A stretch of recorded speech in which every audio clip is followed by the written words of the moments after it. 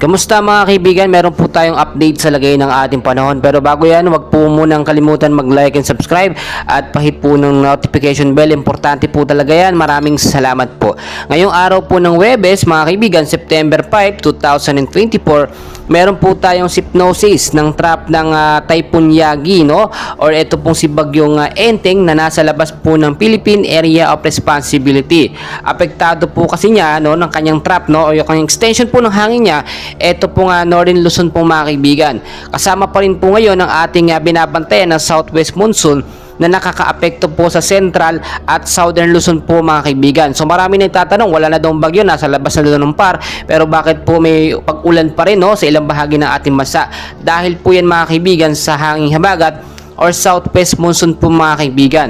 So alamin muna natin yung forecast weather condition natin mga kaibigan bago natin tignan kung may papalapit po ba na bagong bagyo, dahil meron tayong nakita na mga cloud cluster, kumpul ng kaulapan or banta ng posibleng panibagong bagyo po. So forecast weather condition po natin ngayong araw po ng Huwebes, no, sa area po ng Cordillera Administrative Region mga kaibigan, Cagayan Valley, Ilocos Norte at Ilocos Sur po mga kaibigan, maulap po na kalangitan ang mararanasan dyan.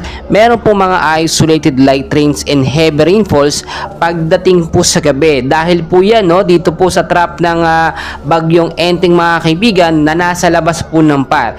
So ngayon pa lamang po, inaasahan o posibleng asahan natin yung pagbabaha po sa mababang lugar at landslide naman po sa mga landslide prone area dahil po sa posibleng malawakan at patuloy po na pag-uulan. Trap po ng Bagyong Enteng, kasama pa rin dyan ang pagpapalakas ito nga pong southwest monsoon or hanging habagat. Samantalang dito naman po mga kaibigan, sa area po ng Pangasinan, Zambales, Bataan at Occidental Mindoro po, monsoon rains naman po, no, ang nakakaapekto diyan dahil naman po yan dito po, no, sa southwest monsoon. So kung titignan po ninyo, etong southwest monsoon po talaga o hanging habagat ang siyang nagpapaulan po ng tuloy-tuloy minsan hanggang umaga at inaabot hanggang sa hapon maging sa gabi po mga kaibigan.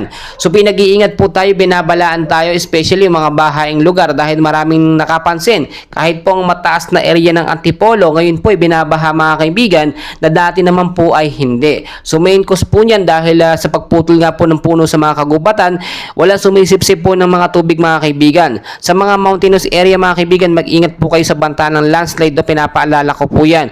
Hanggat maaari, kung may iwasan pong wag magputol ng puno, ay iwasan po magputol. Gayun din sa mababang lugar, lagi pong may mga basura na nakabara, no? Kung sa tingin po ninyo nagkakaroon ng pagbabaha sa inyo, kahit may drainage po kayo, main cause po niyan may basura pong nakabara. So maging handa po tayo, no, anumang oras sa banta nga po ng pagbabaha dahil nga po dito sa southwest monsoon or hanging habagat.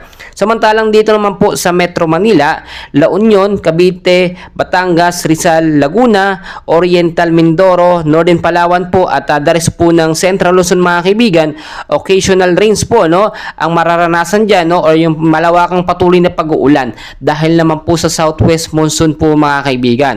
So kung titignan po ninyo, hindi bagyo ang nagpapaulan sa ating bansa, bagkos ito pong habagat na lumalakas at pinapalakas po ito nitong extension po ng Bagyong Enteng na ngayon po ay mas lumakas na, nasa super typhoon category na po si Bagyong Enteng, pero nasa labas naman po ito ng Philippine Area of Responsibility mga kaibigan. So inaasahan din po ang area po ng Quezon, Marinduque at Romblon, magkakaroon din po ng maulap na kalangitan yung mga lugar na yan. Meron po mga isolated light rains and heavy rainfalls at asahan po yung pagdating po sa gabi dahil pa rin po yan sa southwest monsoon.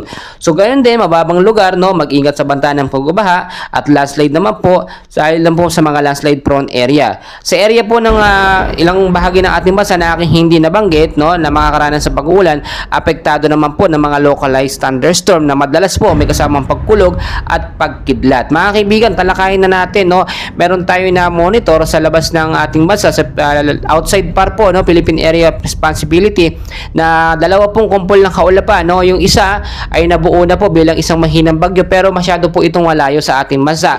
So hindi pa po ito dapat ikabahala, no, pero hindi po natin inaalis yung mga posibilidad na ito pong cloud cluster na ating nakita o kumpol ng kaulapan ay posibleng magkaroon ng direksyon papasok po sa ating bansa mga kaibigan. So hindi natin aalis din yung mga posibilidad aktibidad dahil mas maganda na po nakahanda tayo kaysa wala po tayong gagawin mga kaibigan at maghihintay na lang na pumasok ang bagyo or mga active low pressure area sa ating bansa.